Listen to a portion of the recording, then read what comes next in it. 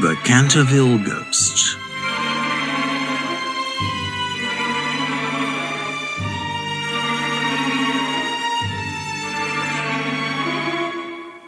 By 11:30, everyone was asleep and the house was dark. But suddenly a strange noise woke Mr. Otis. The noise came from the hall outside his bedroom and sounded like the clank of metal. Mr. Otis got up, lit a candle, and looked at the clock. It was exactly 1 o'clock. He felt very calm and was not at all worried. He could still hear the strange noise, and now he could also hear footsteps. Mr. Otis took a small bottle from the table next to his bed.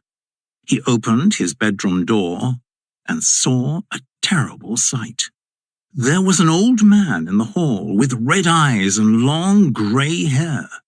His clothes were old, dirty and torn, and there were chains around his wrists and ankles.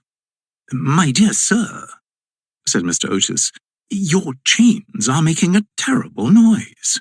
You really must oil them." He showed the man the small bottle. "This is a bottle of Tammany Rising Sun Lubricator," he said. "It's just what you need."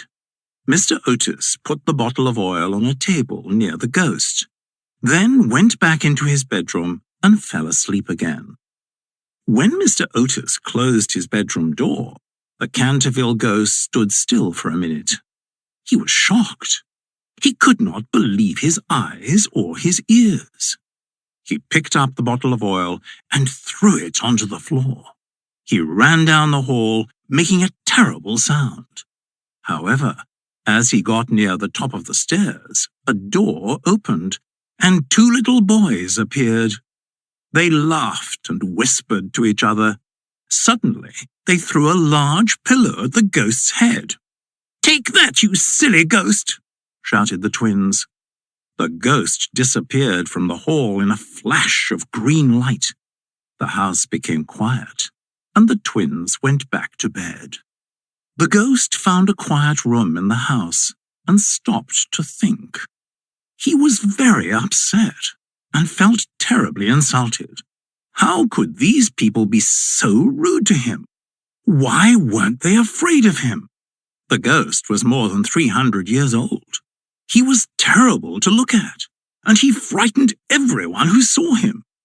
He remembered all the people who had seen him at Canterville Chase and how frightened he had made them. He felt very proud. He was the Canterville Ghost, famous all over the country. The ghost decided that it was time to teach the Otis family a lesson. He wanted revenge, and he wanted to make them afraid.